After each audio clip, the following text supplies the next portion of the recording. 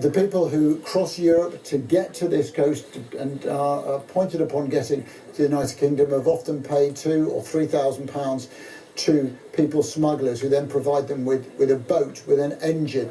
When you come now into France, very often, if you're particularly in a van, you are stopped by French police who search, looking for these boats, looking for these marine engines.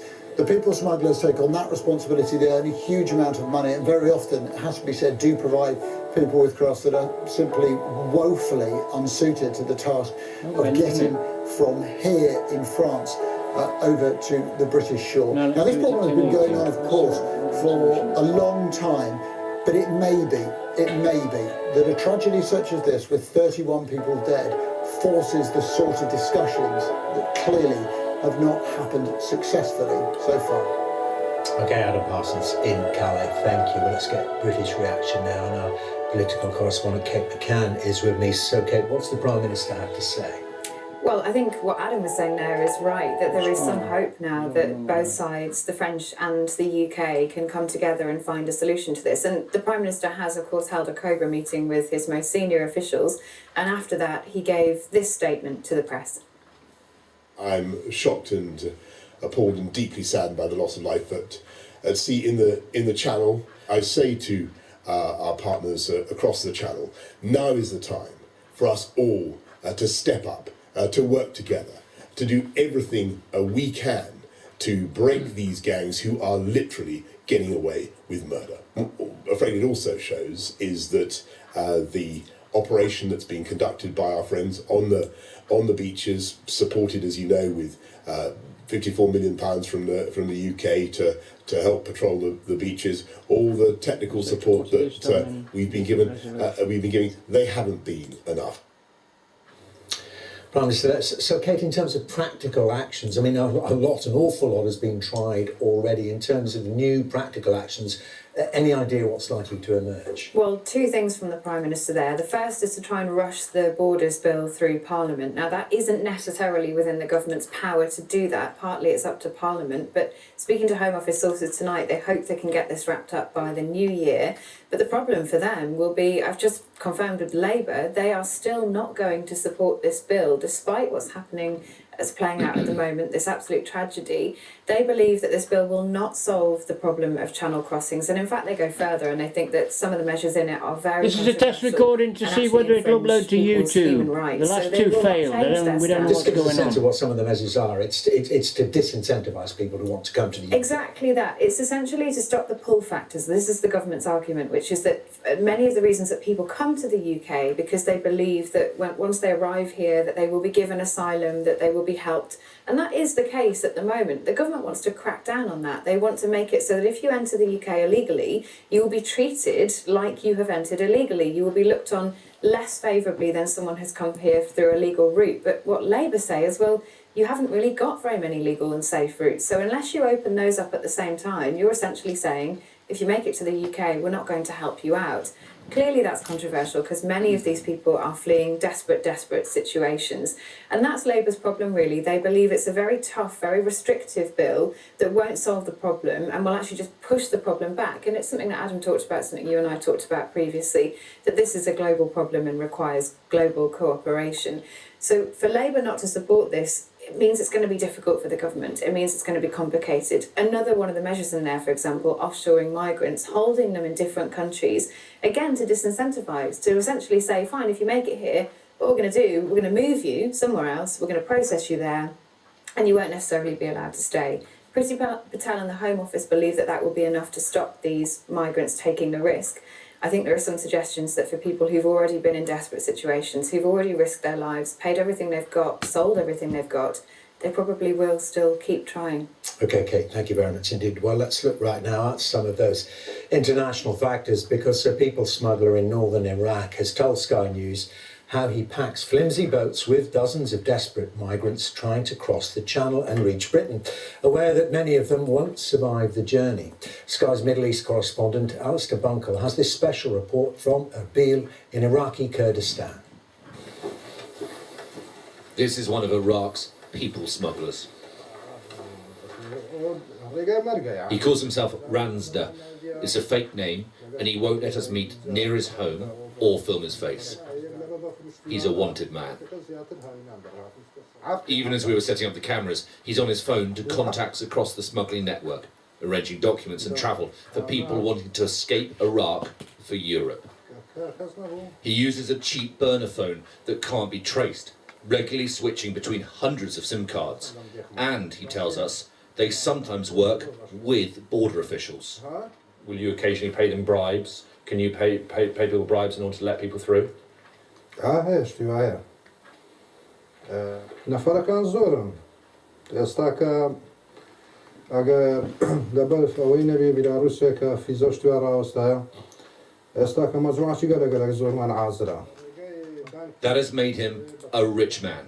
Last year, he tells us, he made $100,000. He isn't ashamed of what he does, and he is prepared to risk other people's lives for money, including the migrants trying to get to Britain. Da, نخشى دنيرين الرجاء دانكيخ لبتسوبي ده أمبارينو تسوبكش بيز نفري دقري أما باز نفري لدين بيز نفري لدين شيرمان مالو دروس كرديا لبني تسوبكي ماتور مال سقيم كرديا الرجاء دانكيخ ليندر هرالي بريطانيا عندكي. The Mahmoud family paid smugglers $30,000 to get them to Europe in September. They travelled via Turkey and onto Belarus, sleeping rough some of the way. Yatka shows me how she got down and kissed the ground when she crossed into Poland. Days later, though, they were caught and put straight back on a plane to Iraq. They are now living in a tiny rented flat because the smuggling gangs took everything they had. And listen to how they eventually crossed into Europe. Another account of corrupt officials helping the smugglers. They get a scissor of breaking the fence, and they broke the fence and go to Poland. Belarusian Poland. Yes. Border. The Belarusian police. Yeah, Yes. border. Border. They cut. They cut the fence. Yes. You were a part of a game, do you think, between Belarus and Europe? Yeah, like a bull. You're like a bull. بعدها رحنا للبيلاروس احنا ما بنعرف نجيب مصاري حتى ناكل بيها. هو بيقول انا ما عندي مصاري وما بعرف شيء. يلا قلت انا بدي ارجع. قال لا ما بتقدرين، انا صرفت عليكم هيك يعني تتحملوا، لازم تتحملوا. يعني مثل الحيوان كان يعني بيتصرف معنا. If you had the money, would you try? Would you try again? If you have money, yeah, we'll back again. Or summer. Yeah, on the summer. Yeah. Because we don't have life in here, and we don't have future, and we don't have money. We lost everything. You okay? No. She's crying every day. Every time. Easy to repair. She can't sleep. Probably going to be more safer over the bullets than this. So. There are thousands of people like this who will pay whatever it costs and risk whatever it takes to start a new life in Europe. And encouraging them from the shadows are the smugglers who take their money and don't care less what happens to them. Alistair Bungle, Sky News, Iraq. Do a 10-minute video. And of course, the tragedy in the Channel, certain to feature in tomorrow's papers. We'll have our extended press preview and news review at 10:30 this evening with tonight's news and tomorrow's headlines. Joining us will be the Daily Mirror's Associate Editor, Kevin Maguire, and the Telegraph's Assistant Comment Editor, Olivia Utley.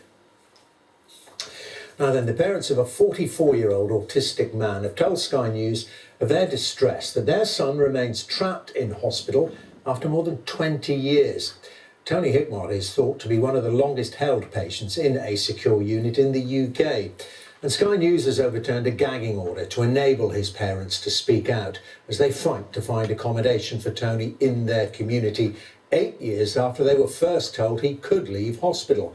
Our communities correspondent Lisa Holland reports. We'll get ready for his tightrope. Yeah. Every night, Roy and Pam Hickmott wait for a call from their son Tony. These are the songs they play down the phone to remind him of home.